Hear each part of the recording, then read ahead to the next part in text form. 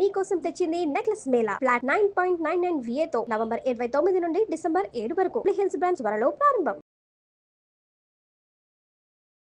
నమస్తే రమ్మగారు. నమస్తే జయ. రమ్మగారు, మనం విక్రమార్కుడు భోజుడు వీళ్ళకి సంబంధించిన కథ చెప్పుకుంటా ఉన్నాం. భోజుడు ఒక్కొక్క మెట్టు ఎక్కుతూ ఉన్నాడు. అంటే అతనికి తెలుసు, అంటే విక్రమార్కుడు అంత సాహసికుడు కాడు, ధైర్యశాలి కాదు, ఏ విధంగానూ తగడు. కానీ కూడా ఎందుకు ఇలా ప్రయత్నం నిరంతరం చేస్తూనే ఉన్నాడు?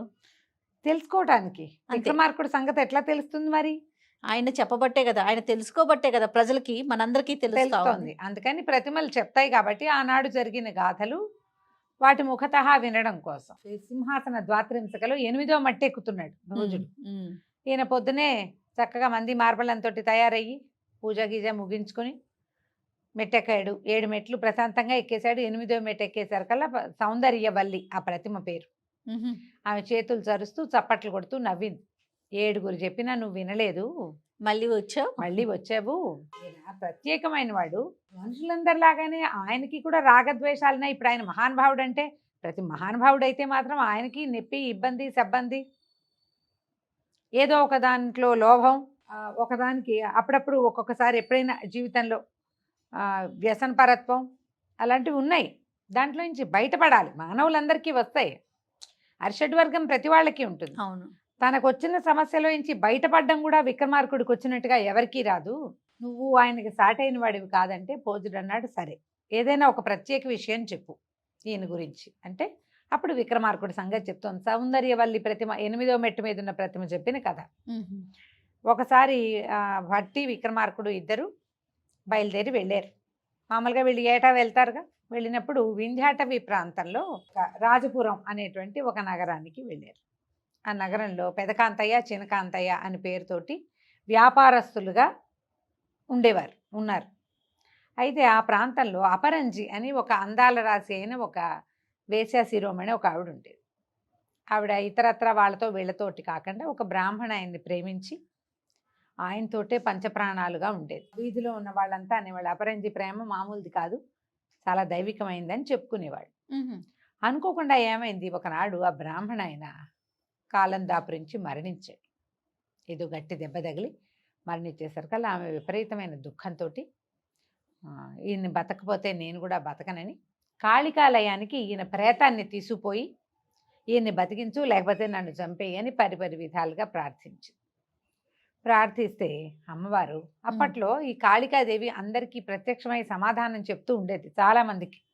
అంటే తీవ్రమైన భక్తి ఉన్న వాళ్ళకి కనపడేది. ఆమె ఏమందంటే, ఇప్పుడు కాదు, నీకు ఒక అవకాశం ఉంది. కొద్ది రోజుల్లో విక్రమార్కుడు ఈ ప్రాంతానికి వస్తాడు. నువ్వు అతన్ని ఆకట్టుకో. అతని వల్ల నీ భర్త బతికే మార్గం నీకు దొరుకుతుంది. ఈ ప్రేతాన్ని పాడు చేయకుండా ఉంచుకోమని. ఈవిడేం చేసింది, ఈ బ్రాహ్మణాయని మోసుకుపోయింది ఇంటికి. ఈ నూనె వీటిలలో ఒక డబ్బాలు పెద్ద పెట్టెలో నూనె పోయించి అందులో ఈ ప్రేతాన్ని ఉంచుకుంది. ఆ కాలంలో ప్రేతం పాడవకుండా ఉండేందుకు మార్గాలు ఉండేవి వాళ్ళకి. కొన్ని రకాల రసాయనాలు, మందులు వాడి బాడీ ఉంచుకుంది. చూస్తోంది ఎప్పుడు ఈయన వస్తాడా అని.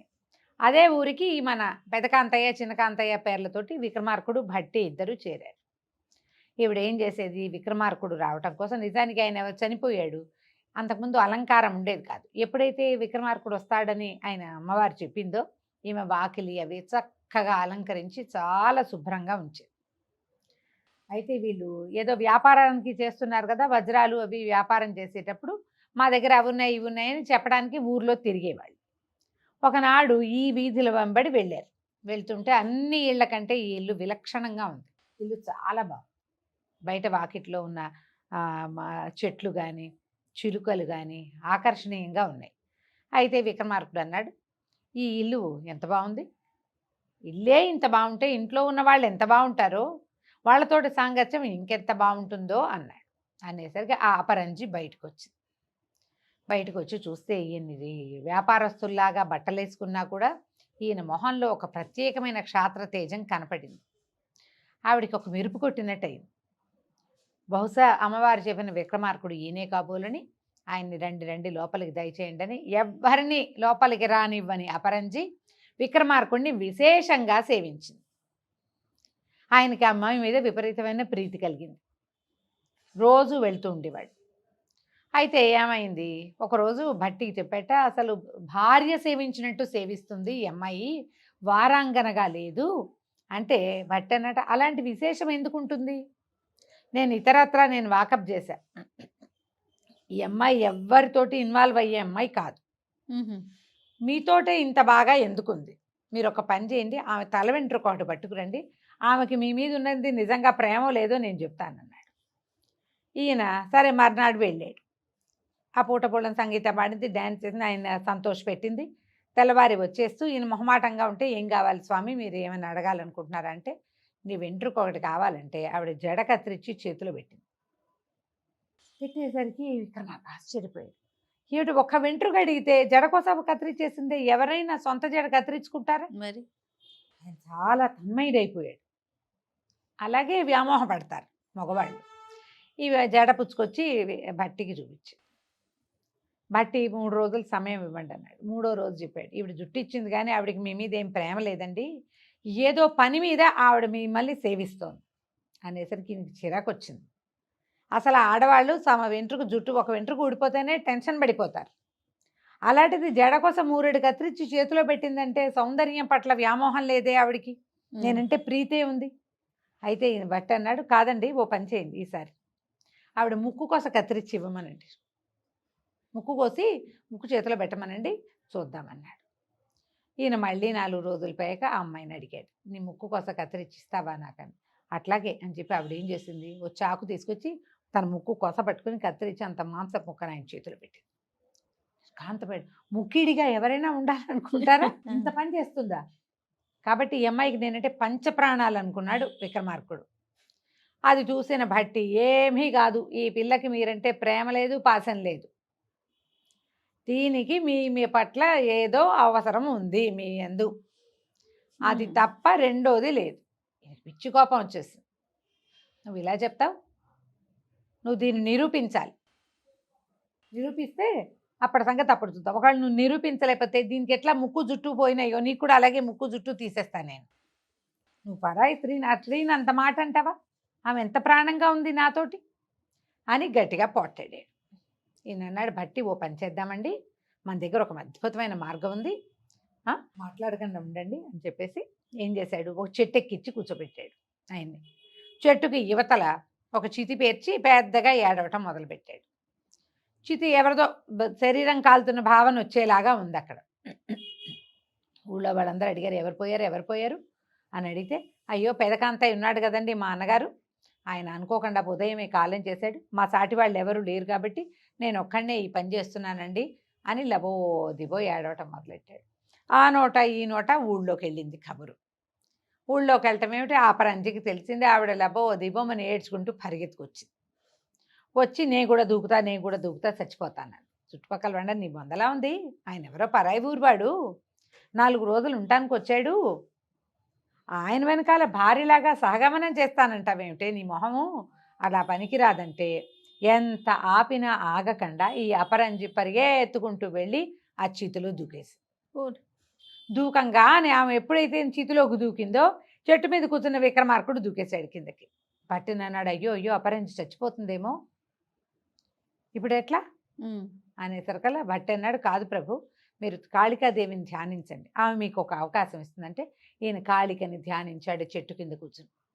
అమ్మవారు ఏం చేసింది, ఒక కుంభంతో నీళ్లు ఒక బెత్తము ఇచ్చింది. ఇచ్చేసరికల్లా పేం బెత్తం అది. ఈ కుంభాన్ని బెత్తం ఆయన చేతిలో అనేది కుంభాన్ని తీసుకున్నాడు భట్టి. తీసుకుని ఏం చేశాడు, ఆ కుంభాన్ని చల్లాడు ఆ చితి మీద. చల్లేసరికి చితి మంటలు ఆరిపోయాయి. ఆ బెత్తంతో ఒక దెబ్బ కొట్టండి దీని మీద అంటే ఆ చితి మీద ఒక దెబ్బ కొట్టేసరికల్లా అందరూ చూస్తుండగానే అపరంజి లేచి వచ్చేసింది బయటికి. కాళికాదేవి వరంతో బయటకు వచ్చేసింది. బయటకు వచ్చేసరికల్లా అందరు ఓహో అన్నారు. అసలు దీని పతిభక్తి ఏమిటి, ఆయన పత్ని భక్తి ఏమిటి, ఆయన చచ్చిపోయాడు అనుకుని ఈ అమ్మాయి ఏమో చితిలో దూకేసింది. ఆ దూకేసిన దాన్ని బతికించుకోవడానికి అమ్మవారిని ప్రార్థించి ఇతను ఇట్లాంటిది సాధించాడు అనేసరికల్లా అమ్మాయి అందరిని అడిగింది, ఏం జరిగింది అంటే, నువ్వు చితిలో దూకేవని ఈ పెద్ద కాంతయ్య గారు అమ్మవారిని ధ్యానం చేస్తే ఎక్కడి నుంచి వచ్చిందో అమ్మవారు అందరికీ కనపడలా, వీళ్ళకే కనపడింది, విక్రమార్కుడికి భట్టికే కనిపించింది. కుంభం వచ్చింది ఆయన చేతిలోకి, ఆ నీళ్ళేమో దీని మీద చల్లారు. ఆ బెత్తం పెట్టి కొట్టేసరికల్లా నువ్వు లేచి వచ్చావన్నారు.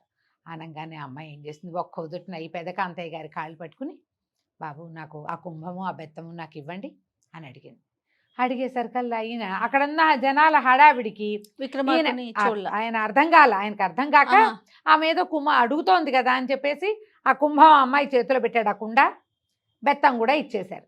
బెత్తము కుంభము పుచ్చుకుని ఒకటే పరుగు ఆ అపరంజి, వెనక్కి తిరిగి చూడాల, పరిగెత్తుకుంటూ వెళ్ళిపోతే సరే ఇక్కడ హడావిడంతా తీరిపోయింది. జనాలు ఆ మాట ఈ మాట మాట్లాడారు. వీళ్ళు కూడా వీళ్ళ బసకి వెళ్ళిపోయారు. ఈ అపరం చేసింది ఇంటికి వెళ్ళి పెద్ద పెట్టెలో పెట్టిందిగా ఈ భర్త శవాన్ని, ఆ బ్రాహ్మణాయన్ని, ఆ ప్రేతాన్ని బయటికి తీసి శుభ్రంగా ఈ నీళ్ళన్నీ చల్లి ఆ బెత్తం పెట్టి కొడితే అతను లేచి కూర్చున్నాడు. 3 నెలల నుంచి అతను ఆ శవంగా పడున్నాడు.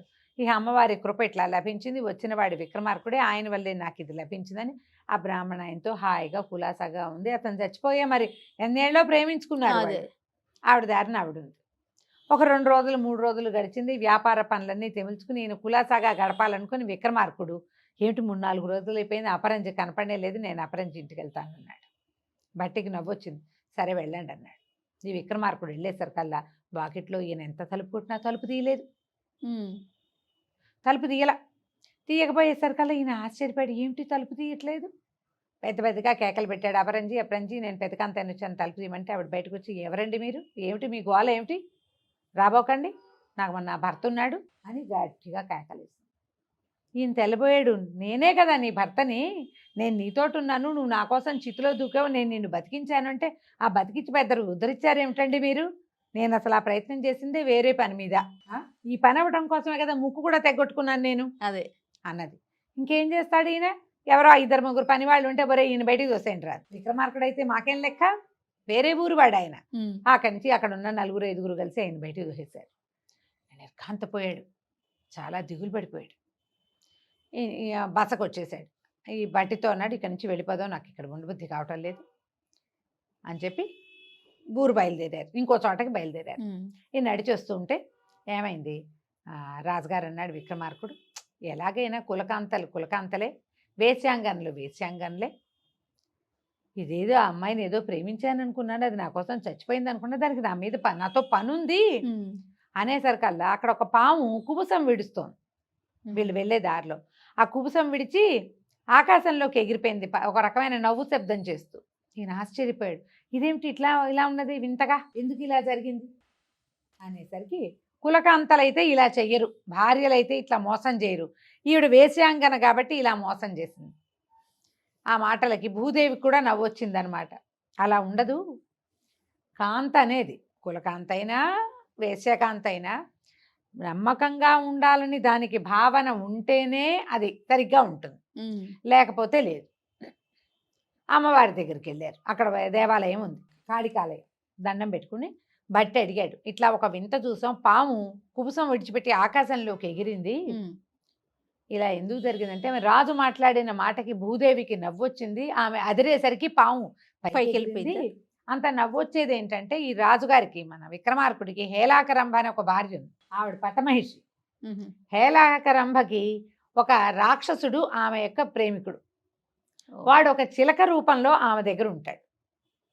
ఆమె రోజు దాని మెడలో ఒక గొలుసేస్తుంది, అది చిలక నుంచి రాక్షసుడిగా మారిపోతుంది.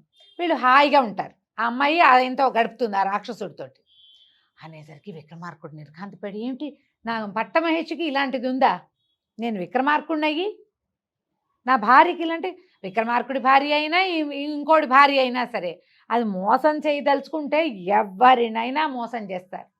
మోసం చేయకూడదనే ఉద్దేశం ఉంటే బిచ్చగాడి భార్య కూడా అతన్ని అనుసరించే ఉంటుంది, అందులో కులకాంత ఇంకొక అంతా ఉండదు. ఈయన ఏం చేశాడు, వెంటనే ఆ రాక్షసుడు ఎవడో చూసి రావాలని ఆకాశ గమనంతో భేతాళుడితో కలిసి భట్టి విక్రమార్కుడు ఇద్దరు తమ రాజ్యానికి వెళ్ళారు. అలా వెళ్ళేవాళ్ళు కాదు, మధ్యలో అదేండి ఏదో కొంతకాలం కొంత అత్యవసరం అయితే వెళ్ళి వెనక్కి వచ్చేసేయాలి. మరి వీళ్ళు 6 నెలలు బయట ఉండాలిగా లెక్క ప్రకారం. వెళ్ళేసరికల్లా ఆ హేలాకరంభ ఒక రాక్షసుడితోటి ప్రణయంలో ఈ వీళ్ళకి కనపడింది. ఈయన కేకలు పెట్టేసరికల్లా ఆ రాక్షసుడు రాణిగారిని వదిలిపెట్టి ఈయన మీద కలబడ్డాడు. అదొక చిలక రూపంలో ఉంటుందట, అక్కడ చిలక ఉంటుంది పగలల్లా, ఎవరికీ తెలీదు. ఆ మెడలో ఒక చిన్న నెక్లెస్ లాంటిది వేసి ఉంటుంది. ఆ దండ తీస్తేనే వాడు రాక్షసుడు అవుతాడు. ఓ లేకపోతే చిలక చిలకగానే ఉంటుంది. రాణిగారు ఆ చిలకని పుచ్చుకుని, పెంపుడు చిలకలు మన దగ్గర కూడా ఉంటాయి కదా పెట్స్, అవును అవును అట్లా. అప్పుడు ఈ రాక్షసుని ఎన్నిసార్లు కత్తితో నరికాడోట విక్రమార్కుడు.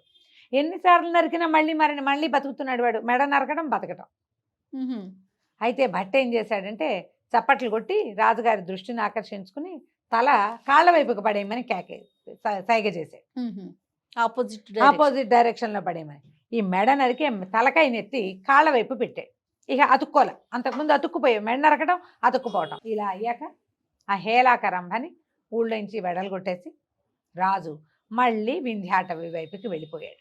వెళ్ళాక ఏమన్నాడంటే ఈ భట్టికి చెప్పాడు, ఇంకా కొద్ది కాలమే ఉంది, నేను ఒక్కడనే ఉంటాను ఇక్కడ, నువ్వు వెళ్ళి రాజ్యం సంపాదించు. ఎందుకంటే ఈ రాణిని ఇక్కడ ఇంత పనిచేసాం, అవును నేను వచ్చి మళ్ళీ వెనక్కి వెళ్ళా. రాజ్యంలో అందరూ ఎట్లా భావిస్తారు, రాణులంతా ఏం భయపడి వెదురుతున్నారు, నువ్వు ఆ అంతఃపురం వ్యవహారాలన్నీ సజావుగా చూసుకో, నేను మళ్ళీ వస్తాను.